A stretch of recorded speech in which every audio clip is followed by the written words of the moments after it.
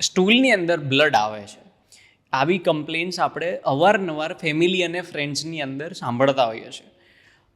એ જ્યારે આવું થતું હોય ત્યારે લોકો સિરિયસલી લેતા હોય છે. ઘણી વખત અવોઇડ કરે, થોડા દિવસ પછી નોર્મલ થઈ જાય અને અવોઇડ કરતા હોઈએ છે. તો એ શું હોય છે, એના વિશે શું કહેશો? બ્લીડિંગ પીઆર એટલે જે સંડાસમાં કે સ્ટૂલમાં બ્લડ આવવું, એના ઘણા બધા કારણ હોય છે.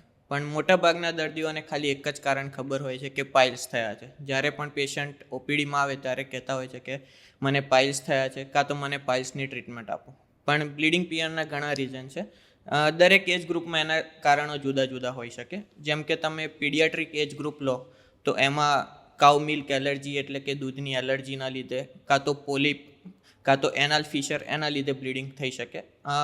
મિડલ એજ ગ્રુપ લઈએ આપણે કે 25 to 45 એજમાં, એમાં આ બધા કારણમાં એક એનાલ ફિશર હોઈ શકે, એટલે કે આપણે ગુજરાતીમાં એને વાઢિયો કહીએ, કાં તો ચીરો પડવું એ કહી શકીએ. સેકન્ડ રીઝન પાઇલ્સ કે હેમરોઇડ, આપણે ગુજરાતીમાં એને મસા કહેતા હોય, એ હોઈ શકે. કાં તો મોટા આંતરડાના ચાંદા પડવા, એવા રોગો જેમ કે અલ્સરેટિવ કોલાઇટિસ, ક્રોન્સ ડિસીઝ, આ પણ હોઈ શકે. કાં તો મોટા આંતરડા કે નાના આંતરડાનું કેન્સર પણ હોઈ શકે, જે હવે મિડલ એજમાં પણ ધીમે ધીમે દેખાવા લાગ્યું છે. અને ઓલ્ડ એજ ગ્રુપમાં જઈએ તો મોસ્ટલી કારણ આંતરડાનું કેન્સર હોઈ શકે, જેના લીધે સ્ટૂલમાં બ્લડ આવે, કાં તો બીજું ડાયવર્ટિક્યુલાઇટિસ પણ હોઈ શકે. આટલા બધા કારણ હોઈ શકે સંડાસમાં લોહી આવવા માટેના. તો આ તો ઘણા બધા સિરિયસ કારણો છે. એટલે એવા પણ કારણ છે કે જે ખાલી પાઇલ્સ હોય, જે લેસ સિરિયસ હોય, ત્યાંથી લઈને કેન્સર સુધીના ઘણા બધા કારણો છે. તો જ્યારે કોઈ પણ પેશન્ટ જેમને આવા પ્રોબ્લેમ થતા હોય એ તમારી પાસે આવે તો એનું ડાયગ્નોસિસ કઈ રીતે થઈ શકે? એટલે કે કઈ રીતે તમે શોધી શકો કે એના પાછળનું કારણ શું છે? સંડાસમાં લોહી આવવાના ઘણા કારણ છે. એના લીધે પેશન્ટની હિસ્ટ્રી બહુ ઇમ્પોર્ટન્ટ છે, કે કેવા પ્રકારનું એમને બ્લડ આવે છે, કલર કયો છે, કે ફ્રેશ બ્લડ આવે છે, કાં તો બ્રાઉન આવે છે, બ્લેક આવે છે, કે મિક્સ આવે છે. ફ્રેશ આવતું હોય તો હોઈ શકે કે અમને મસા કાં તો ફિશરની તકલીફ હોઈ શકે. સેકન્ડ, કે બ્લેક કલરનું સ્ટૂલ આવતું હોય તો અપર જીઆઈ ટ્રેકમાં કોઈ જગ્યાએ ચાંદા પડ્યા હોય, એના લીધે બ્લડ આવી શકે. સેકન્ડ, કે ફ્રીક્વન્સી અને ફોર્મ ઓફ સ્ટૂલ કેવું છે, કે પેશન્ટને હાર્ડ સ્ટૂલ આવે છે, સોફ્ટ સ્ટૂલ આવે છે, કે પાછી જે કન્સિસ્ટન્સી છે એમની નોર્મલ છે. એટલે આ બહુ ઇમ્પોર્ટન્ટ છે. થર્ડ, કે બ્લડ ક્યારે આવે છે, સ્ટૂલ જતાં પહેલાં એમને બ્લડ આવે છે, કે સ્ટૂલ કર્યા પછી એમને બ્લડ આવે છે, કે મિક્સ થઈને આવે છે સ્ટૂલ સાથે, કાં તો સ્ટૂલની જે સરફેસ છે એના ઉપર બ્લડ લાગેલું છે. કેમ કે દરેકના ડાયગ્નોસિસ અલગ અલગ હોઈ શકે. અને ચોથું મેન, કે જે બ્લડ આવે છે જેટ આવે છે, મીન્સ કે એકદમ પિચકારી થઈને આવે છે, કે કાં તો ડ્રોપ્સ આવે છે. કેમ કે ડ્રોપ્સ અને પિચકારી આવે એમાં મુખ્ય કારણ પાઇલ્સ કે હોઈ શકે.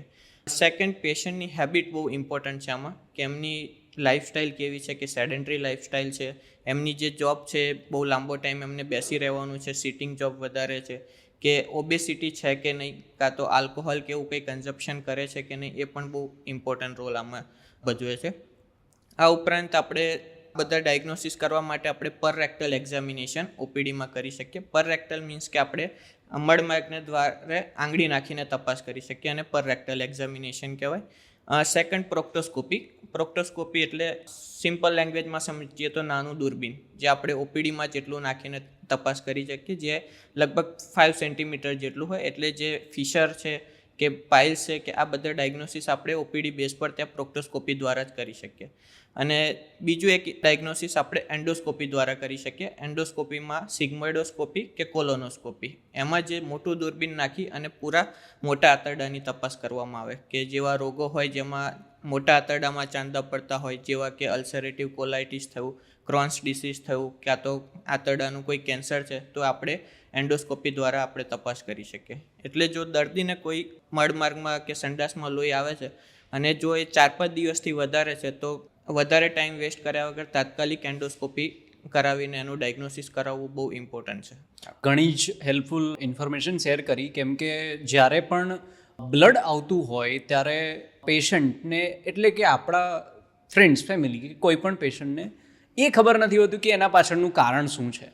અને આવી જ્યારે સિચ્યુએશન થતી હોય ત્યારે બેસ્ટ ડિસિઝન જો કોઈને લેવું જોઈએ તો એ તમે જે માહિતી આપી એ પ્રમાણે એમને એટલીસ્ટ ડાયગ્નોઝ કરાવવું જોઈએ, જેથી એમને આઈડિયા આવે કે શું થયું છે અને જ્યારે તમે જાણો કે શું થયું છે ત્યારે જ એમની તમે ટ્રીટમેન્ટ કરી શકો. તો બહુ જ સાચી વાત કરી તમે.